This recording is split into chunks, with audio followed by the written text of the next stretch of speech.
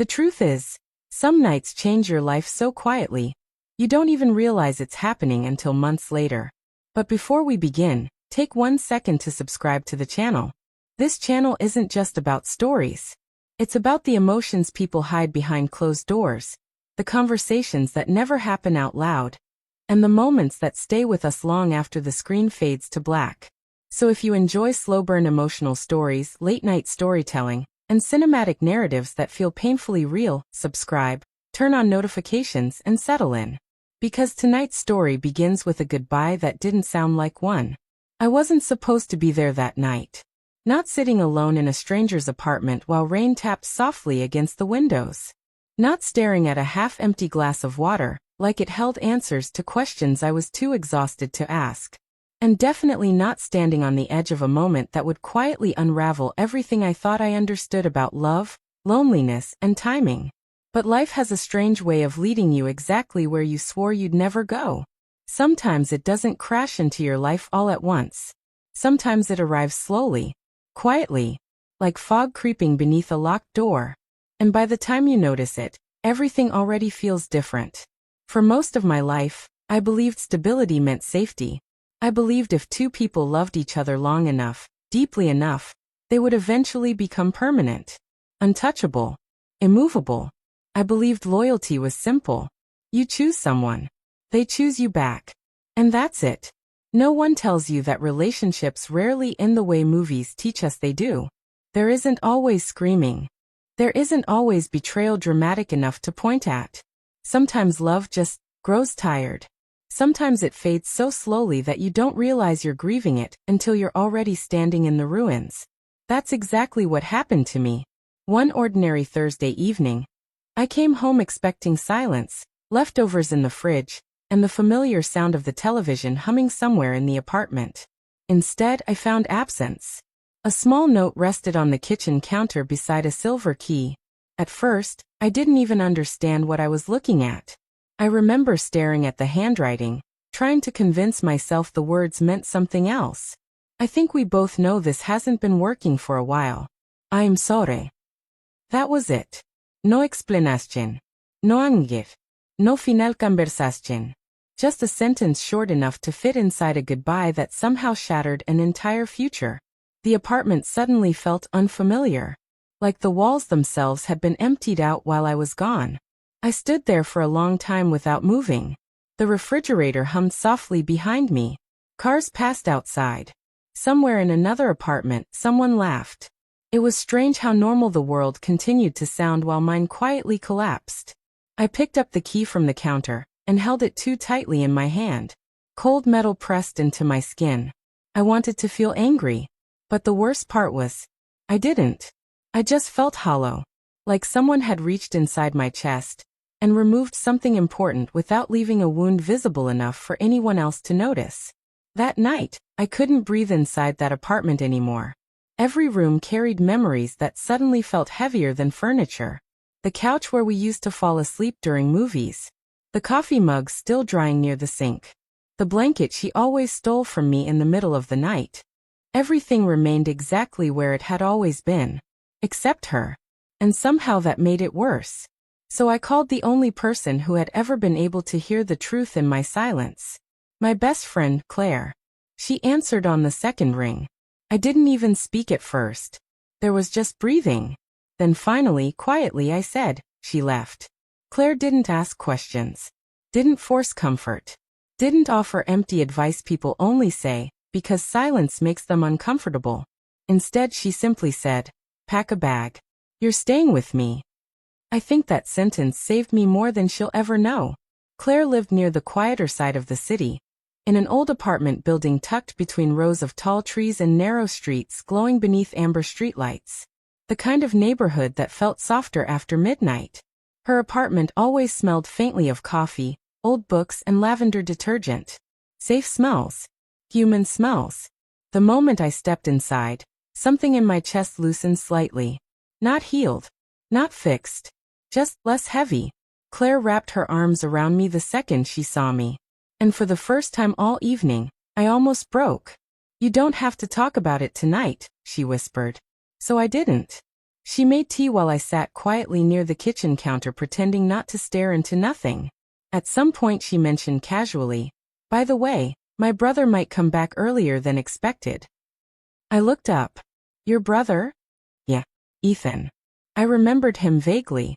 Older than us by a few years. Quiet. Reserved. The type of man who always looked like he was thinking about something far away. I'd only met him a handful of times over the years. He never talked much. But when he did, people listened. Not because he demanded attention.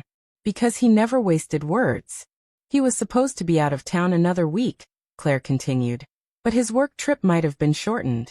I nodded distractedly. At the time, it meant nothing to me. I wasn't thinking about meeting anyone. I barely felt capable of surviving my own thoughts. The first 2 days passed in a blur. I moved through the apartment like a ghost haunting someone else's life. I stopped checking my phone because every notification disappointed me. I stopped looking at mirrors because the exhaustion in my face startled me. At night, sleep came in fragments. Short, restless pieces. The kind where your body shuts down briefly, but your mind keeps wandering dark hallways alone. Claire tried to help without pushing too hard. Sometimes she sat beside me in silence while bad television played in the background. Sometimes she left food outside the guest room door, when I claimed I wasn't hungry. And sometimes she simply let me disappear into myself without trying to drag me back out before I was ready. Then came the third night. The night everything changed. I was standing in the kitchen pouring water into a glass when I heard the front door unlock. The sound froze me instantly. Claire looked up from the couch. "That's probably Ethan," she said casually. But my body had already gone tense. A moment later, footsteps crossed the hallway. Slow. Calm. Unhurried. Then he appeared. And somehow he looked different than I remembered. Not dramatically. Just older in a way life causes. There were faint shadows beneath his eyes. A little gray near the edges of his dark hair. The quietness around him no longer felt shy. It felt earned. Like silence had become part of his survival. His gaze landed on me briefly before shifting toward Claire. "You didn't mention we had company." His voice was low and rough around the edges from travel exhaustion. Claire stood up quickly. "I forgot to text you." She needed a place to stay for a few days. There was no awkward curiosity in his expression. No judgment. Just calm understanding. Then his eyes returned to me for half a second longer. And something strange happened. For the first time since being left behind, I felt seen. Not pitied. Not examined. Seen. "Hope you're okay with me crashing here," I said quietly. Ethan set his bag down near the wall. "It's Claire's apartment," he replied softly. "You don't need my permission." Simple words. But something about the gentleness behind them settled inside me unexpectedly. Claire disappeared into the kitchen to make coffee, leaving us alone in the silence. Neither of us spoke immediately.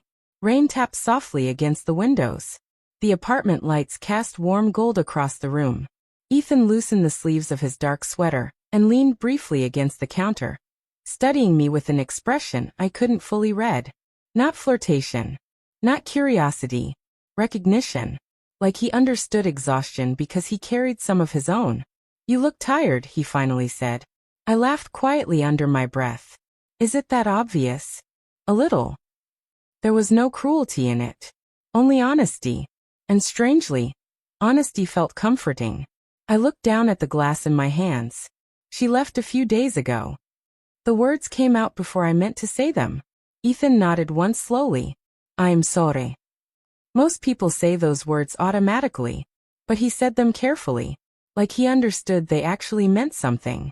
That night, after Claire went to bed, I stayed awake on the couch pretending to watch television while rain continued falling outside. At some point, Ethan walked back into the living room carrying 2 mugs of coffee.